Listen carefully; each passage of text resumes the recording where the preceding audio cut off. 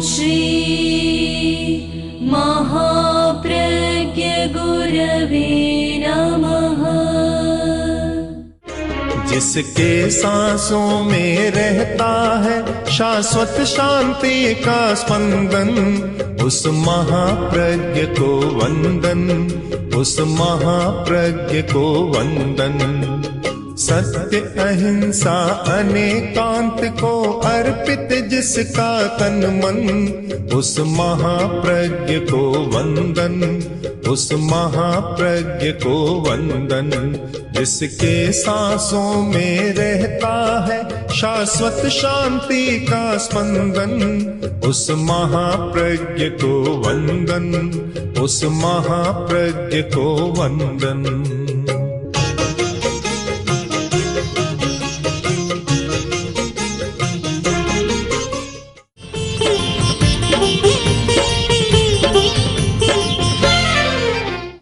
कार्य के पीछे एक चिंतन होता है। कोई भी काम आदमी करता है एक चिंतन के साथ करता है। कोई पूछ ले काम क्यों किया, बता देगा कि इसलिए किया। जब इसलिए किया इसका मतलब उसके पीछे चिंतन है। तो आकस्मिक तो कभी कभी होता है, प्राय चिंतन पूर्वक कार्य होता है। किसी से पूछो रोटी क्यों खाता है, तो उत्तर मिल जाएगा कि शरीर पुष्ट रहे, शरीर स्वस्थ रहे, शक्तिशाली रहे, इसलिए रोटी खाता हूं। एक कारण है। अब आगे और जाएं, हम समग्र जीवन के बारे में चिंतन करें और कोई पूछ ले कि तुम क्यों जी रहे हो, इसका भी उत्तर देना होगा कि तुम क्यों जी रहे हो। एक तो शरीर मिल गया इसलिए जी रहे हो, या जीने का कोई अर्थ है। तुम ये काम क्यों कर रहे हो, एक समग्रता से प्रश्न है। तो इसका उत्तर एक तो यह हो कि मुझे शरीर मिल गया इसलिए जी रहा हूं, या धन कमाने के लिए जी रहा हूं, सुख भोगने के लिए जी रहा हूं। एक उत्तर हो सकता है, पर यह पर्याप्त उत्तर नहीं। अध्यात्म की दृष्टि से इस पर चिंतन किया गया तो उत्तर मिला, और वह बहुत अच्छा उत्तर लगता है, समग्रता का उत्तर, कि मैं दोनों जन्मों को सुधारने के लिए जी रहा। मेरा वर्तमान का जीवन भी सुधरे और आने वाला जन्म भी मेरा अच्छा हो, इसलिए मैं जी रहा हूं। अगर यह चिंतन है और इस चिंतन के साथ कोई आदमी जीता है तो उसका सारा आचार बदल जाएगा। आचार शास्त्र का एक बहुत बड़ा यह आधार बनता है कि उभय लोक हिताय, दोनों जन्मों के हित के लिए मैं कोई काम कर रहा हूं। मैं जो काम कर रहा हूं वह दोनों जन्मों के हित के लिए, वर्तमान का जीवन भी अच्छा हो और अगला जन्म भी अच्छा हो। यह नहीं कि अगला अच्छा हो इसके लिए काम करें और वर्तमान की चिंता न करें, अच्छा नहीं होता। केवल वर्तमान की चिंता करें और अगले जन्म की चिंता न करें, यह भी अच्छा नहीं होता। आज के भौतिकवादी युग में एक भौतिकवादी दृष्टिकोण बन गया कि आदमी वर्तमान जीवन की तो चिंता करता है, अगले जन्म की चिंता नहीं करता। ऐसा लगता है कि अपने आप को धार्मिक भी मानते हैं, आस्तिक भी मानते हैं, पर आस्तिकता हृदय में नहीं उतरी, कोरा ऊपर ऊपर रह गया, धर्म जीवन में नहीं उतरा। और यह धर्म की कसौटी है। जो व्यक्ति कोई भी काम करे पहले सोचे कि इसका परिणाम क्या होगा, वर्तमान जीवन में क्या होगा और अगले जीवन में क्या होगा। कहीं ऐसा तो न हो कि मेरा अगला जन्म और बिगड़ जाए। बकरा बार बार दुकान पर आ रहा था, बहुत हृष्ट-पुष्ट बकरा था और बार बार दुकान पर आ रहा था। अब जो दुकान का मालिक था, युवक था, उसने कई बार उसको हटाया कर्मचारी ने हटाया, आखिर मानता ही नहीं है, बार बार बकरा फिर आ जाता है। तब वह जो दुकान का मालिक था हाथ में एक बड़ा सारा लठ लिया और ऐसा पीटना शुरू किया कि पीटते पीटते उसको दूर ले गया। एक कोई तत्वज्ञानी, कोई सन्यासी या तपस्वी खड़ा था, उसने देखा, हंसने लग गया, हंस रहा है। आप बकरे को दूर कर आया, ऐसा कर दिया अधमरा सा कि वापस आ ही नहीं जाए। आखिर पूछा, भैया तुम हंस क्यों रहे हो? नहीं, बोला ऐसे ही दुनिया है, दुनिया की घटना देखता हूं, हंसी आ गई। ये क्यों हंस रहे हो? कि मत पूछो, पूछना अच्छा नहीं है। कि नहीं, अब तो जरूर पूछूंगा, कारण बताओ क्यों हंस रहे हो? अरे नहीं पूछो तो अच्छा है, ऐसे ही रहने दो। कि कुछ बातें ऐसी होती है कि शींदड़ी का छे मत लो, कहावत है ना राजस्थान में, शींदड़ी का छे मत लो, रस्सी का छे मत लो। रस्सी को खींचा, खींचा क्या है, खींचते खींचते निकला तो मरा हुआ कुत्ता निकला। आखिर करोगे क्या पूछकर? रहने दो। कि नहीं, बताना तो पड़ेगा, बताना पड़ेगा। चलो सुन लो। मुझे हंसी इसलिए आई कि जिस दुकान का मालिक था और वह अपनी दुकान में आ रहा है और उसका बेटा लट्ठा मारकर उसको निकाल रहा, इसलिए हंसी आ गई। एकदम चौंका रह गया।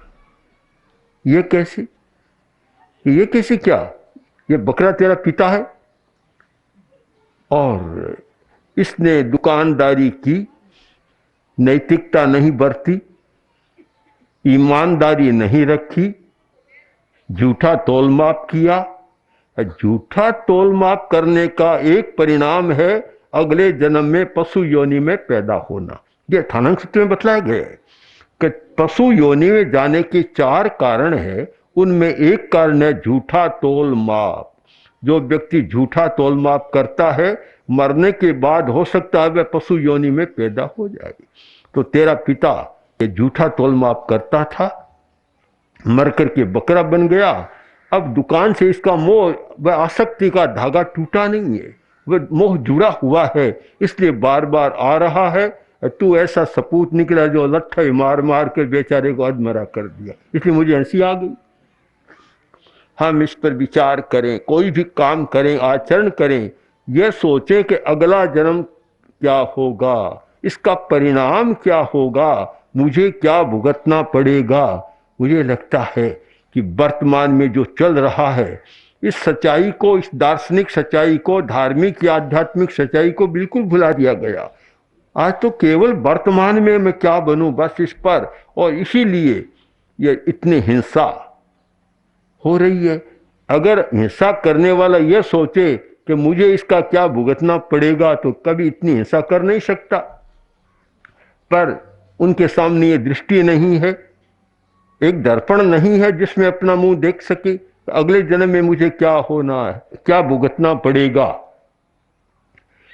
हमारे सामने कभी कभी ऐसी घटनाएं आती है, एक आदमी आकर इतना दुख का गाना गाता है कि दूसरे को भी दया आ जाए।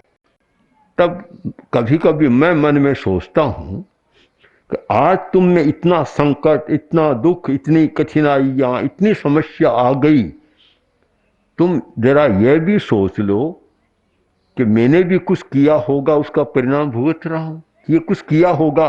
करते समय आदमी सोचता नहीं है।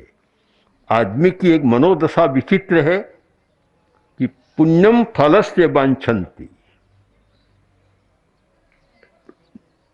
पुण्य का फल चाहता है, धर्म का फल चाहता है, पुण्य का फल चाहता है कि मुझे पुण्य का फल मिले, पुण्य करता नहीं है।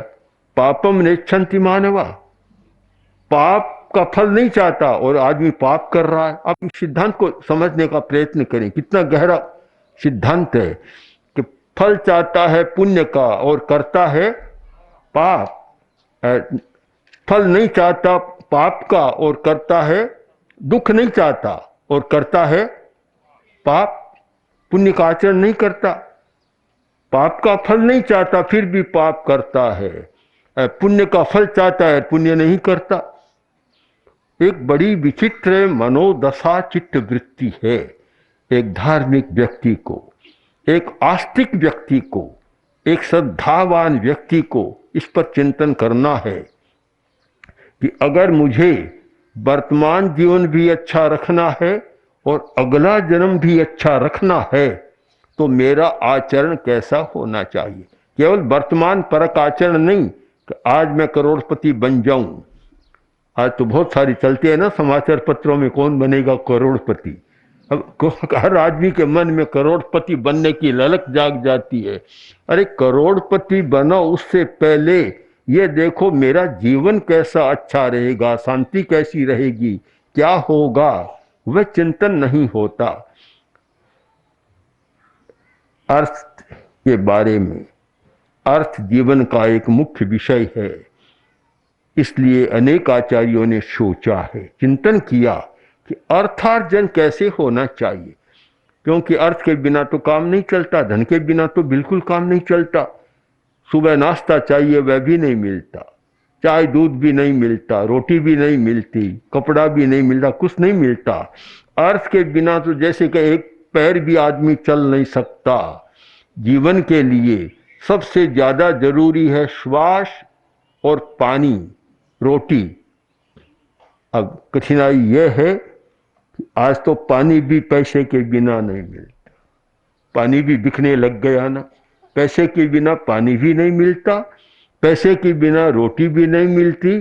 श्वास तो था कि पैसे के बिना मिल जाता था, आज तो श्वास भी पैसे के बिना नहीं मिल रहा। बहुत जगह तो बस पैसे से श्वास लेना पड़ता है। वह कहते हैं ना, एक महिला ने डॉक्टर से पूछा, छोटा बच्चा हॉस्पिटल में भर्ती था, तो महिला ने पूछा कि बच्चे की मुन्ने की हालत कैसी है। डॉक्टर ने कहा कि हालत तो खास्ता ही है, अब नकली श्वास दिया जा रहा है। उसने कहा नकली क्यों, असली दो, मेरे पास बहुत पैसा है, चाहे जितना पैसा दे दूंगी, असली दो। अब असली दे कहाँ से, पैसे से तो नकली मिलेगा, असली तो मिलेगा नहीं। श्वास भी मुश्किल हो गया, कभी कभी ऑक्सीजन, कभी कुछ, पैसे से श्वास भी लेना पड़ता है। पैसे के बिना कुछ भी नहीं होता। तो फिर हमारे संतों ने पैसे को बहुत गालियां दी, मैं तो नहीं देता हूं, तो पुराने संतों ने पैसे को बहुत गालियां दी है कि पैसा अनर्थ का मूल है, ऐसा है वैसा है। ठीक है, एक चिंतन है, एक दृष्टिकोण है वह भी, किंतु पैसे के बिना कुछ भी नहीं होता। हाँ, इस पर जरूर विचार करना चाहिए कि पैसे का अर्जन कैसे करें, ये बड़ा एक महत्वपूर्ण प्रश्न है।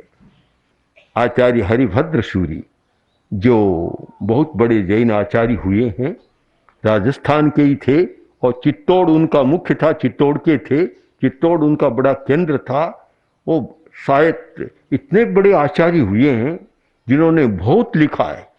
ब्राह्मण थे, जैन आचार्य बने और इतना लिखा है उन्होंने कि शायद जैन आचार्यों में एक इतना लिखने वाले कम हुए हैं। 1444 ग्रंथ उन्होंने लिखे।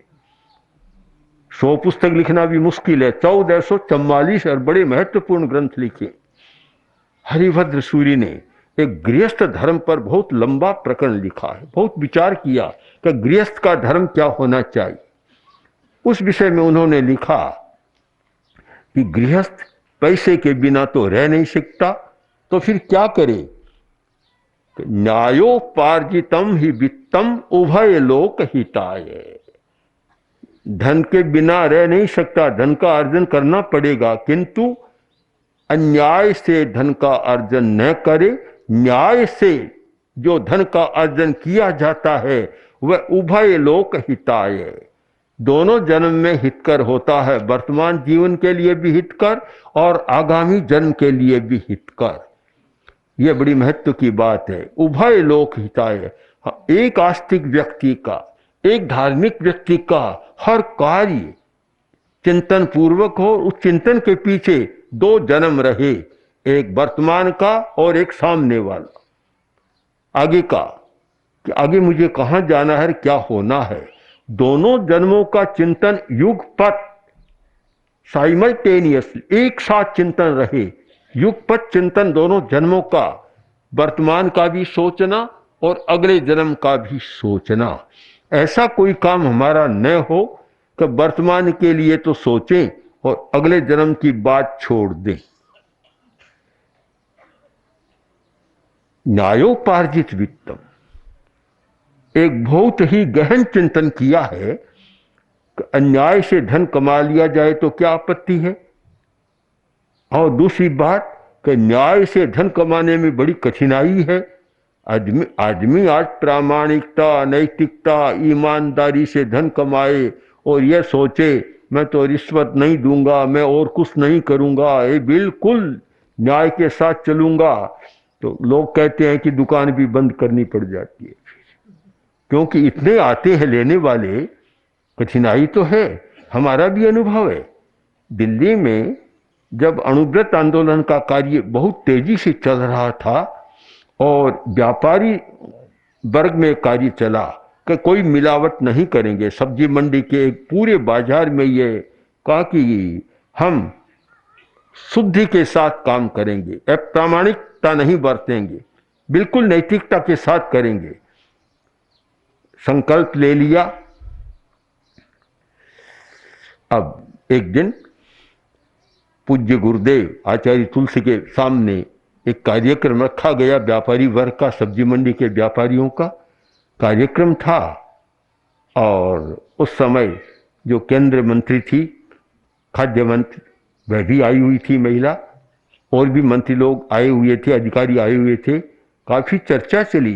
चर्चा के दौरान व्यापारी वर्ग ने जो समस्याएं रखी वो चौंकाने वाली थी। उन्होंने कहा हमने संकल्प तो ले लिया, अब हमारे जो इंस्पेक्टर आते हैं अगर उनकी पूजा पाठ हो जाता है तब तो सब नमूना ठीक है, और हम रिश्वत देते नहीं। हमारा विश्वास है कि हम तो अशुद्धि बरतते नहीं, मिलावट करते नहीं, बेईमानी करते नहीं, हम क्यों दे? तो उनको पूजा नहीं करते हैं, उनको भेंट नहीं चढ़ाते हैं, तो जो भेंट चढ़ाने वालों के तो गलत नमूने भी पास हो जाते हैं और हमारा शुद्ध माल भी फेल हो जाता है। अब क्या करें, बड़ी समस्या है। बोला सूंठ है, और सूंठ में भी कितना जो मानदंड है इतना परसेंटेज होना चाहिए। अब उनका हम करें क्या? जिस क्षेत्र में पैदा होती है सब में समान नहीं होता। अब नागौर का एक जो होता है अश्वगंधा, उसमें जो क्वालिटी है, जो गुण है, वह दूसरी जगह अश्वगंधा में नहीं होती। तो ये तो क्षेत्र भेद रहता, हम क्या करें इसका? हमारे पास रहता है, हम तो कोई सूंठ में तो मिलावट कर नहीं सकते, क्या करेंगे हम? पर फिर भी नहीं होता क्योंकि पूजा पाठ नहीं। बड़ी समस्या है। आदमी न्याय से कमाए कैसे? जब समाज का पूरा वातावरण न्याय निष्ठा का हो तो न्याय से पैसा कमाया जा सकता है, पर चारों तरफ भ्रष्टाचार का माहौल हो, वातावरण हो, और न्याय की कोई बात सुनने वाला न हो तो फिर कैसे कमाए? आचार्य ने कह दिया कि न्याय से कमाया हुआ धन दोनों जन्मों के लिए हितकर होता है। बात तो बहुत सुंदर कह दी, पर स्वयं प्रश्न पैदा कर दिया स्वयं ही कि न्याय से पैसा आता नहीं है तब कैसे करें? बड़ी समस्या है। इसका समाधान भी किया गया कि यह विश्वास बिल्कुल झूठा विश्वास है कि न्याय से पैसा नहीं आता। प्रारंभ में कठिनाई हो सकती है, एक बार कठिनाई का अनुभव हो सकता है, पर यदि तुम्हारी निष्ठा है कि मैं न्याय से ही काम करूंगा, अनीति से काम नहीं करूंगा, गलत आचरण नहीं करूंगा, तो पैसा स्वयं आने लग जाएगा। थोड़ा समय लगेगा। इसका कारण एक कर्मशास्त्रीय कारण दे दिया कि अगर तुम्हारी न्याय में निष्ठा है तो तुम्हारे जो विघ्न बाधा का कर्म है, अंतराय कर्म, वह थोड़े दिनों में दूर हो जाएगा और पैसा आने लग जाएगा। दूसरी बात कि तुम्हारा विश्वास जम जाएगा। कुछ दिन तो लगेगा, जब विश्वास जम जाएगा कि यहाँ शुद्ध माल मिलता है, फिर तो भीड़ लग जाएगी। ये बात जो बतलाई हमें इसका अनुभव भी है। असम में एक व्यक्ति ने अणुव्रत के आधार पर दुकान का काम शुरू किया और पक्का एक भाव, कोई भाव का परिवर्तन नहीं, कोई बच्चा आ जाओ, बूढ़ा आ जाओ, स्त्री आओ, भाव एक और मूल्य निर्धारित और शुद्ध वस्तु, कोई भी मिलावट नहीं। अब कुछ दिन तो कठिनाई पड़ी। कठिनाई इसलिए कि शुद्ध बेचता है, उसका भाव थोड़ा ज्यादा हो जाता है, मिलावटी होता है उसका भाव कम कर देते। तो भला अब ग्राहक जाएगा, वह तो यह नहीं देखता कि शुद्ध अशुद्ध है, वह तो देखेगा कि कम दाम कहाँ लगता है। कठिनाई हुई, पर जब धीरे धीरे यह विश्वास जम गया, कभी जिसको शुद्ध खाना पीना लेना हो, शुद्ध वस्तु लेना हो, वह इस दुकान में मिलेगी। उस भाई ने बताया कि मुझे 2-4 महीना तो कठिनाई का सामना करना पड़ा और बाद में तो यह स्थिति हो गई कि मैं पूरा भी नहीं कर पाता था। एक दिन में इतनी लंबी क्यू लग जाती कि सबको दे नहीं पाता, तो ग्राहक चले जाते, दूसरे दिन आते पर दूसरी दुकान से नहीं लेते। जिसको शुद्ध लेना है, स्वास्थ्य का ध्यान है कि मुझे स्वास्थ्य को ठीक रखना है और शुद्ध वस्तु लेना है, मिलावटी वस्तु नहीं लेना है, वह तो करेगा। तो विश्वास पैदा हो जाएगा। 2 कारण, एक तो धीरे धीरे विश्वास पैदा होगा। विश्वास एक दिन में पैदा नहीं होता। पानी की बर्फ जमाते हैं ना, कितना समय लगता है क्या? कुछ या 1 मिनट में हो जाती है? कुछ समय लगता होगा, थोड़ा समय तो लगता ही है। धैर्य रखना होता है, धैर्य। टालस्टाय जो रशिया के महान चिंतक हुए हैं, बहुत बड़े चिंतक और संत पुरुष थे, उनसे पूछा कि सफलता का राज क्या है? टालस्टाय ने उत्तर दिया, धैर्य। धैर्य, धैर्य रखो, धीरज रखो, ये सफलता का सूत्र है। युवक बोला, धैर्य कब तक रखें? हमने बहुत धैर्य रख लिया, कब तक रखें? क्या धैर्य रखने से चलने में पानी टिक जाएगा? चलने में तो छेद होते हैं, सब नीचे गिर जाता है। क्या चलने में पानी टिक जाएगा?